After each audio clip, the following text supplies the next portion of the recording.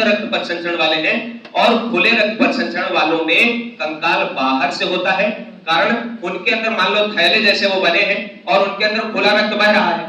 अब इधर को वो झुक गए तो सारा रक्त तो इधर ही आ जाएगा, इसलिए बाहर से उनके ऊपर क्या बना दिया गया, कंकाल, जिससे कि उनका रक्त इधर उधर ना भागे, उनका आकार एक निश्चित हो जाए, इधर उधर वो भागे नहीं, इसलिए बाहर से कंकाल उनको सेट करना पड़ता है। हम लोगों के भीतर भी कंकाल होगा तो काम चल जाएगा, इसलिए क्योंकि हमारे नलिका में ब्लड बह रहा, इसलिए वहां पर किसी प्रकार की समस्या नहीं होगी। तो बंद रक्त पथ संचरण, यहां तक बात समझ में आ रही है। अब हम कंकाल की बात आगे करते हैं।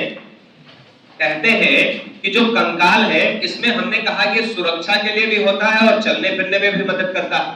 इसका मतलब अगर हम मानव कंकाल की बात करें तो मानव कंकाल में हम कह रहे हैं कि कुल 206 अस्थियां होती। इन 206 अस्थियों को हम लोग तोड़ते हैं दो प्रकार से। एक कहते हैं उपांगीय कंकाल है, उपांगीय कंकाल तंत्र है, और दूसरा कौन सा है, अक्षीय कंकाल तंत्र। अक्षीय कंकाल तंत्र ये है क्या चीज? अभी हमने कहा था कंकाल के दो कार्य, एक ऐसा जिसमें कि वो क्या करता है, हमारे चलने फिरने में मदद करता है। तो जो चलने में मदद करता है वो क्या है, उपांगीय। इसको बोलते हैं अपेंडिकुलर स्केलेटन सिस्टम। स्केलेटन माने कंकाल। इसे बोलते हैं एक्सियल, अक्ष, एक्सिस। तो एक्सियल होता है और ये क्या करेगा, आंतरिक अंगों की सुरक्षा करेगा। तो ये सुरक्षा के लिए है और ये चलने फिरने में मदद कर रहा है। यही दो काम होते हैं कंकाल के, दोनों को हमने इसी आधार पर अलग कर दिया हुआ है। कहा 206 में से 126 अस्थियां ऐसी हैं जो कि आपके किसका हिस्सा है, 126। ये कितनी अस्थियां हैं, 126। 126 अस्थियां किसमें आती हैं, उपांगीय कंकाल में आती हैं। तो 206 में से 126 चली गई, कितनी बची, ये शेष 80 अस्थियां जो आती हैं, इसका मतलब वो किसमें आती है, अक्षीय कंकाल में आती है। अब हम देखना शुरू करते हैं कि उपांगीय कंकाल में ये 126 अस्थियां कहां, यानी जो चलने फिरने में मदद करती है। चलने फिरने में कौन मदद कर रहा है, हाथ वाली अस्थियां। हम इधर उधर कुछ भी मारकर उठा रहे हैं, कुछ भी कर रहे हैं, ये सब हमारे चलने फिरने में मदद कर रही है। यानी दोनों हाथ की अस्थियां इधर उधर चल रहे हैं, पैर की अस्थियां ये चलने फिरने में मदद कर रही है। इसका मतलब है हाथ और पैर की अस्थियां किसमें आ जाएगी, उपांगीय वाले में। अब हम अक्षीय वाले का भी देख लेते हैं। ये जो चेस्ट में आपकी पसलियां ये सब दिख रही हैं, ये चलने फिरने में मदद नहीं कर रही। इसके अंदर जो अंग है फेफड़ा, जैसे हार्ट, यहाँ लीवर, ये जो अंग बहुत कोमल, उनको सुरक्षा प्रदान करने के लिए ऊपर से हार्ड एक हड्डी लगा दी गई है, वो करने के लिए है और ये चलने के लिए। यहाँ तक बात स्पष्ट आ रही है। इसका मतलब है यहाँ पर हम बात करेंगे तो हाथ और पैर की अस्थियां ये क्या होती हैं आपकी, चलने फिरने में। देखते हैं हाथ में कितनी अस्थियां हैं। एक हाथ में 30 अस्थियां होती हैं, कितनी, 30। यहाँ 30 तो यहाँ 30 तो कितनी हो गई, 60। और 60 हाथों में हो गई तो 60 पैरों में भी है, कितनी हो गई, 120। यानी 126 में से 120 तो यही हो गई। अब ये जो 120 है इनमें से हाथ में कितनी, 30। कौन कौन सी हाथ में 30 है उनको देखिए।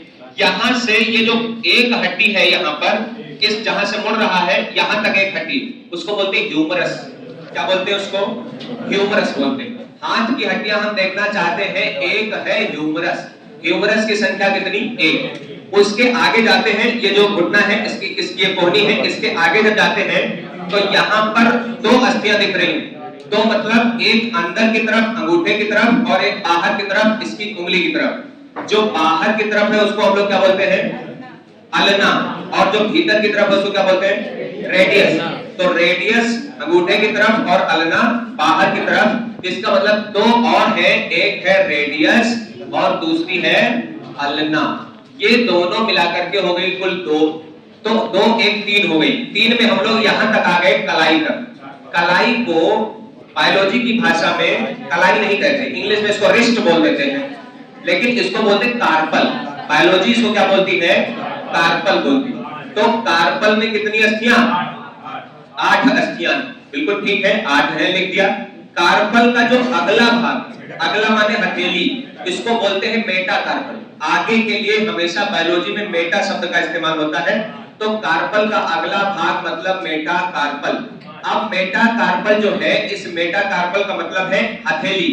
हथेली में उतनी ही अस्थियां हैं जितनी हमारी उंगलियां अंदर गई। अगर उंगली को दबाते हुए अंदर तक जाए तो हमको अस्थि दिखती, यानी 5 उंगलियां हैं तो 5 ही अस्थियां आपके मेटाकार्पल में होगी। हर उंगली का अंदर जड़ तो इसका मतलब है मेटाकार्पल में कितनी अस्थियां?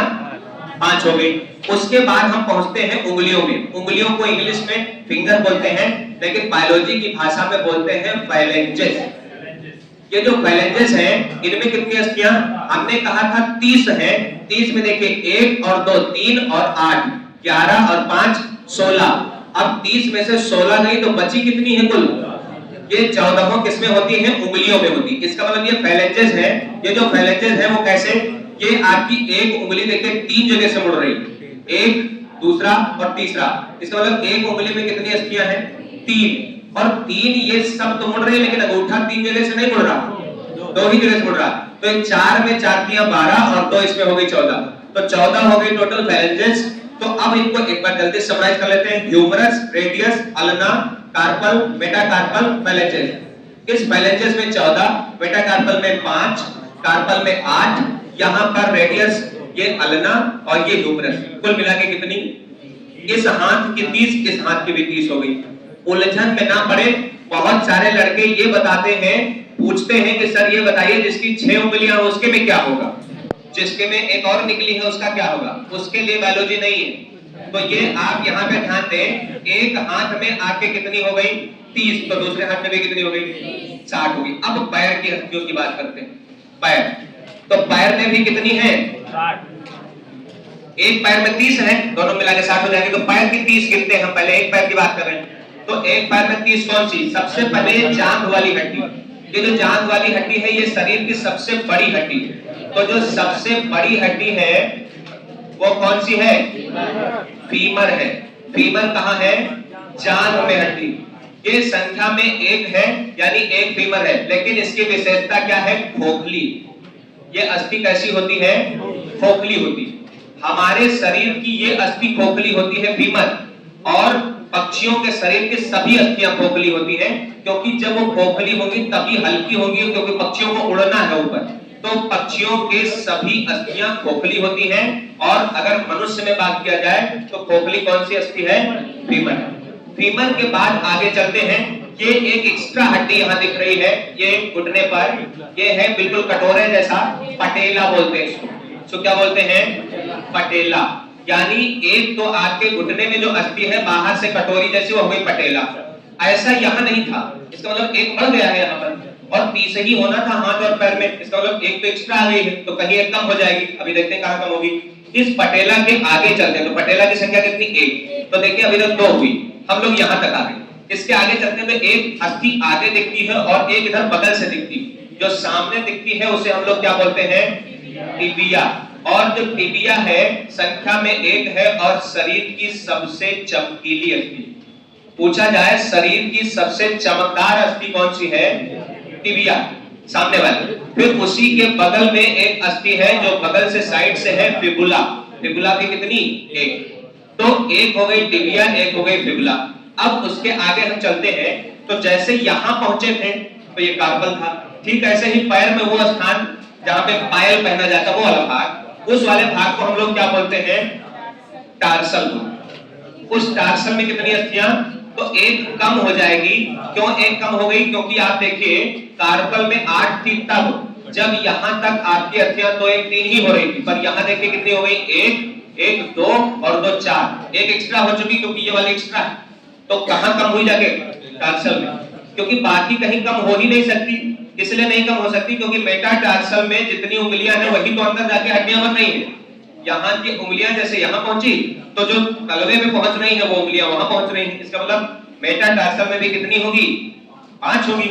और फिर जो आपका फेलेंजेस था तो फेलेंजेस में अगेन कितनी होगी? फिर से 14 होगी। तो देखिए 14 5 19 7 26 1 27 1 28 1 पटेला 29 और एक फीमर 30। कुल मिला के पैर में कितनी अस्थियां? 30। एक पैर में 30 तो दूसरे पैर में 30, तो कितनी हो गई? 60। तो 60 अस्थियां दोनों पैरों की और 60 अस्थियां दोनों हाथों की। कुल कितनी अस्थियां हो गई? 120 अस्थियां हो गई। 120 अस्थियां हैं, कुल 126 गिनना है। हटाएं इसको। अब इसके बाद ये फाइलेंजेस, फाइलेंजेस उंगली ये रहा, यही वाला है।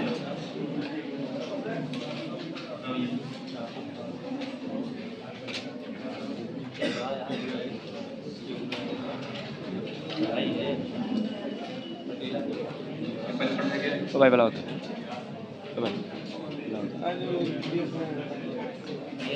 कितने लोग पढ़े हैं इसको पहले से? बायोलॉजी मतलब बायोलॉजी वाला पोर्शन जो है कितने लोग पढ़े हैं? चलिए हटाएं भाई। अब देखिए अभी तक आपने केवल और केवल क्या गिना? हाथ और पैर की अस्थियां गिना। कितनी डाले? 120। तो 120 तो आप गिन डाले, पर आपको गिननी है 126। तो इसका मतलब ये हुआ कि अभी 6 बाकी। तो 6 में क्या बाकी है? वो 3 जगह बाकी है और तीनों जगह 2-2 अस्थियां। ये जो 6 है वो तीनों जगह 2-2 अस्थियां है। कहां? हाथ तो हमने बना के रख लिया, पर कहीं से जोड़ना पड़ेगा ना। तो जहां से जोड़ रहे हैं, जब हम हाथ चला रहे हैं तो जो पीछे भाग उठता हुआ दिख रहा है, हिलता हुआ दिख रहा है, इसे बोलते हैं स्कैपुला। क्या बोलते हैं इसको? स्कैपुला। यानी जो स्कैपुला है, स्कैपुला का गांव में मतलब पखौरा, गांव वाले भाषा में जिसको बोलते हैं, तो ये आपका जो है स्कैपुला। तो ये स्कैपुला आपके 2 हैं, एक ही तरफ थोड़ी ना, दूसरी तरफ भी तो है। तो स्कैपुला हो गए 2। फिर आज से कहेगा पैर बना रखे हैं, पैर भी तो कहीं जोड़ने पड़ेंगे। तो जहां पैर जोड़ रहे हैं उसको बोलते हैं श्रोणि मेखला, और इसी को बोला जाता है पेल्विक। इंग्लिश में क्या बोलते हैं हम? पेल्विक। तो पेल्विक बोन्स जो है, पेल्विक हड्डियां जो है, इनकी भी संख्या कितनी हो गई? 2। इन्हीं को हम लोग क्या बोलते हैं? श्रोणि मेखला। ये जो श्रोणि मेखला है ये, और इसको बोलते हैं अंश मेखला। इसकी हिंदी की तरफ ना जाए, बहुत ज्यादा हिंदी की तरफ ना भागे, बायोलॉजी इंग्लिश का विषय है, इंग्लिश की तरफ ही रहे। स्कैपुला कहे बस, अंश मेखला, श्रोणि मेखला, ये सब शब्दावली इस्तेमाल न करें। यहाँ पे देखिए 2 अस्थियां आपके यहाँ पर आपकी ये दिखती है। इधर से अगर हम दबाएं तो जो लोग मोटे उनको तो नहीं दिख रही होंगी, हमारे में तो स्पष्ट दिखाई दे रही है। तो इस प्रकार से दोनों अस्थियां आपके जो है गले में, तो ये गले में पाई जाती है और गले में पाई जाने वाली अस्थियां, इन वाले को क्या बोलते हैं? क्लेविकल। इन हड्डियों को क्या बोलते हैं? क्लेविकल। तो ये क्लेविकल बोन्स हैं। तो क्लेविकल हड्डियां कितनी? 2। और श्रोणि मेखला यानी पेल्विक कितनी? 2। आपसे कहेगा अंश मेखला यानी स्कैपुला कितनी? 2। तो 2 2 4 2 6 ये हो गई 120 हाथ और पैर की हो गई, कुल हो गई 126। यही कंप्लीट हो गया उपांगीय कंकाल। उपांगीय मतलब जो चलने फिरने में मदद कर रहा है। अब उसको देखते हैं जो चलने फिरने में मदद नहीं कर रहा है, आंतरिक अंगों की सुरक्षा रक्षा कर रहा है। हटा दें। श्रोणि मेखला है भाई।